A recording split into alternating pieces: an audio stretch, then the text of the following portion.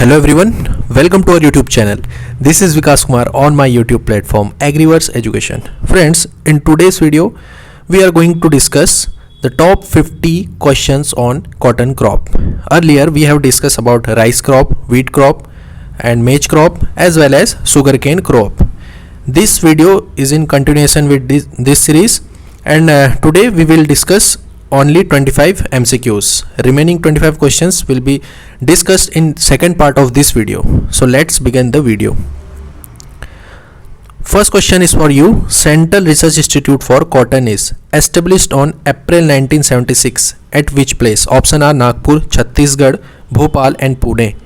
If you know the answer, let me know in the comment section. Next question is, what is the family of cotton crop? Options are Poaceae, Tiliaceae, Malvaceae and Leguminaceae. So this question is very simple. Answer is Malvaceae. So Malvaceae is the family of cotton crop. Third question, cotton is also known as. Cotton को और किस नाम से जाना जाता है? Option A white gold, king of fibre crops, C white fibre and both A and B.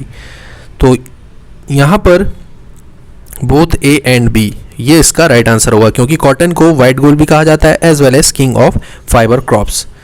चलिए यहाँ पर एक क्वेश्चन पूछता हूँ मैं आपसे. क्वीन ऑफ फाइबर क्रॉप्स कौन सी क्रॉप को कहा जाता है? जैसे आपको पता होगा जैसे king of pulses, queen of pulses, उसी टाइप से यहाँ भी king of fibre crops cotton को कहा जाता है. तो आपको बताना है कि क्वीन किसको कहा जाता है. Fourth question, what is the chromosome number of cotton crop species arboreum? जो गोसिपियम आर्बोरियम है उसका आपको क्रोमोसोम नंबर बताना है. 2n number gossypium arboreum as well as जो गोसिपियम हर्बेशियम है जिसको हम बोलते हैं इंडियन कॉटन, इसका है 2n इज इक्वल टू 26. तो यहाँ पर ऑप्शन ए राइट आंसर होगा. और 2n इज इक्वल टू 52 ये होता है in case of Gossypium hirsutum and Gossypium barbadense.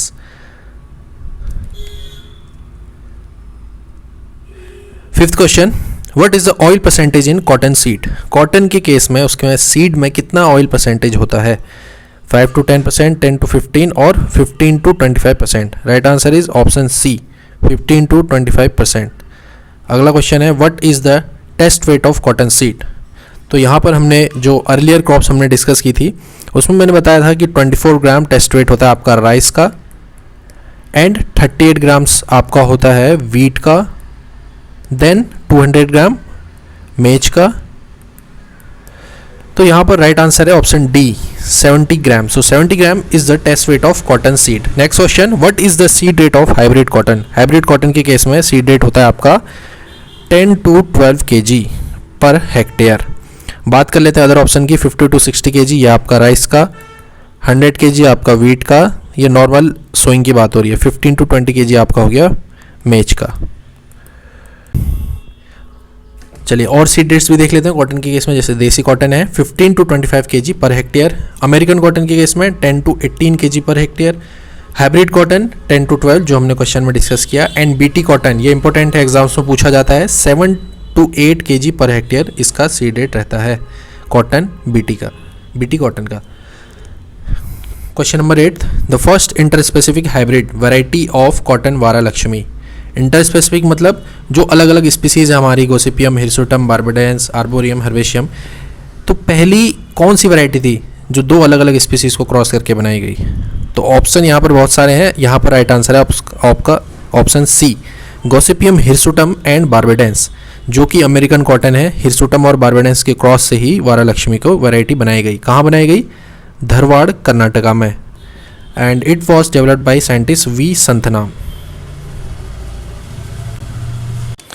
9th question is, little leaf of cotton is cause due to deficiency of which of the following element? Element बताना है कि कौन से element की वजह से लिटिल लीफ ऑफ कॉटन होता है. Right answer is option B zinc.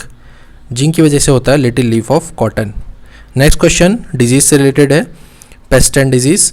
Flaring of cotton is a major symptom of which of the following pest of cotton? Insect बताना है कि कौन से इंसेक्ट की वजह से फ्लेयरिंग ऑफ कॉटन ये एक मेजर सिम्टम है इसका. एग्जाम्स में पूछा जाता है. Options are spotted bollworm, pink bollworm, white fly and both A and B. So right answer is option A spotted bollworm, that is Earias rutella. Pink bollworm का scientific name है Pectinophora गोसिपिएला। चलिए अब जितने paste है major उनका देख लेते हैं कि इन्फेस्टेशन का क्या सिम्टम रहता है। Pink bollworm Pectinophora gossypiella causes double seed in cotton. अगर एग्जाम्स में पूछा जाए कि डबल सीड इन कॉटन किसकी वजह से होता है, so right answer will be pink bollworm and rosette flower and locular burning. Spotted bollworm के केस में flaring of cotton, attacks on terminal shoots and attacks on terminal shoots during pre flowering. और red cotton bug जो कि आप यहाँ देख रहे हैं Dysdercus cingulatus causes red staining in cotton. आप देख रहे होंगे रेड स्टेनिंग, तो ये एक सिम्टम है रेड कॉटन बग का। अगला question, which of the following cotton species are known as desi cotton और इंडियन कॉटन और ओल्ड वर्ल्ड कॉटन। तो इसमें से बताना है कि देसी कॉटन, इंडियन कॉटन या ओल्ड वर्ल्ड कॉटन कौन सा है। Right answer is option A and B, Gossypium arboreum and Gossypium herbaceum. इन दोनों को कहा जाता है आपका देसी कॉटन। और जो नीचे के दो हैं हिरसुटम और बार्बाडेंस, इनको बोला जाता है new world cotton, new world cotton या फिर American cotton.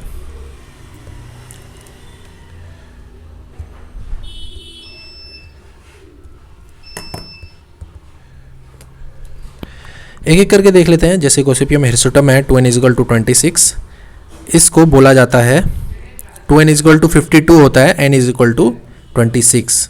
American cotton, Mexican cotton या अपलैंड कॉटन ये बोला जाता है। गोसिपियम बार्बाडेंस n=26 और 2n=52, क्रोमोसोम नंबर 52 है। इसको बोला जाता है Egyptian cotton, extra long staple cotton.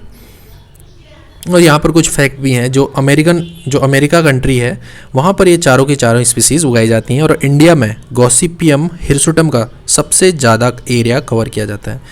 अगला क्वेश्चन, एज पर दी GEAC genetic engineering appraisal committee, जो कि रेगुलेट करती है जो हमारा जो ट्रांसजेनिक क्रॉप्स हैं या ऐसी कुछ क्रॉप्स जिसमें DNA का इनकॉर्पोरेशन किया जाता है, उसमें मॉडिफिकेशन किया जाता है, genetically modified crops.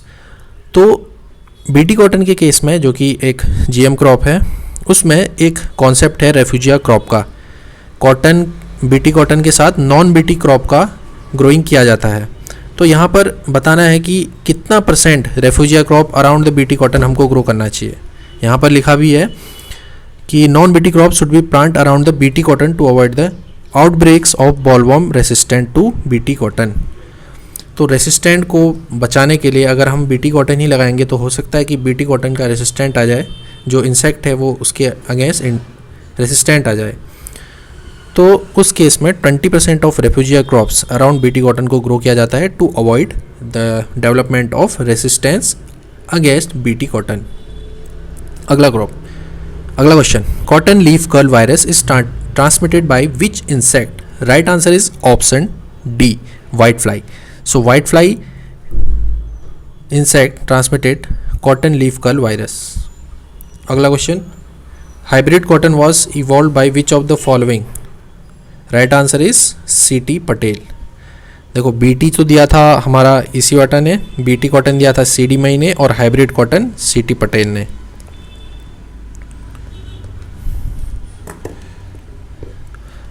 Next question, the staple length of cotton is measured by. Options are stilometer, colorimeter, fibrograph and none of the above. So here the right answer is option A, stilometer. So stilometer is an instrument which is used for measuring the staple length of the cotton. यहाँ पर colorimeter जो है it is used for the measurement of color. The color of cotton fiber is measured by colorimeter and it was developed by Nicholson and Hunter. Nicholson और Hunter ने ये instrument को बनाया था। अगला question, crinkle leaf of cotton is cause due to Mg deficiency, magnesium toxicity, Mn toxicity या copper deficiency. Right answer is manganese toxicity.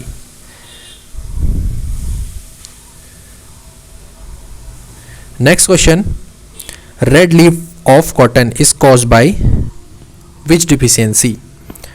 तो यहाँ पर राइट आंसर है मैग्नीशियम टॉक्सिसिटी। मैग्नीशियम की ज़्यादा मात्रा होने पे रेड लीफ ऑफ कॉटन होता है एक फिजियोलॉजिकल डिसऑर्डर। नेक्स्ट क्वेश्चन हमेशा एग्जाम्स में पूछा जाता है, delinting of cotton. Delinting of cotton is done by which chemical. तो ये तो बहुत ईजी है, H2SO4 इसका राइट आंसर है। Next question, colour of the cotton fibre is measured by colorimeter was developed by, हमने ऑलरेडी डिस्कस कर लिया, निकोलसन एंड हंटर ने कलरीमीटर को दिया था। Next question, in gas delinting which chemical gas is used, nitrogen, dry HCl, CO2 और ethylene. Right answer होगा यहाँ पर dry HCl। So dry HCl is used for the delinting of cotton. 21वां question, H4 hybrid that was the world's first cotton hybrid is a cross between which variety, cross बताना है, American nectarless variety and Gujarat 67, Gujarat 67 and American nectarless variety, Gujarat 67 and Mahalakshmi, American nectarless and Mahalakshmi. Right answer बताइए। Right answer है option B, Gujarat 67 and American nectarless variety, इन दोनों के cross से बनाया गया था H4 hybrid and it was developed by C.T. Patel, और C.T. पटेल को फादर ऑफ हाइब्रिड कॉटन भी कहा जाता है। 1970 में इन्होंने ये डेवलप किया था by emasculation and pollination in Surat farm, Gujarat. Next question, which type of branches in cotton are reproductive branches and that is responsible for the economical yield of cotton. Right answer is sympodial branches. So ये responsible होती है reproductive branches जहाँ से जो ball का development होता है। अगला question, what is the spacing used in ultra narrow row cotton planting. देखिए थंब रूल ये रहता है कि 15 सेंटीमीटर से कम का स्पेसिंग होनी चाहिए, और मोस्ट एक्यूरेटली यहाँ पर राइट आंसर होगा 10 into 10 centimetre. Next question important है, per hectare plant population for hybrid cotton is, hybrid cotton के केस में पर हेक्टेयर प्लांट पॉपुलेशन कितना होना चाहिए, 13,000 प्लांट्स पर हेक्टेयर। तो ये इसका राइट आंसर है हाइब्रिड कॉटन के केस में।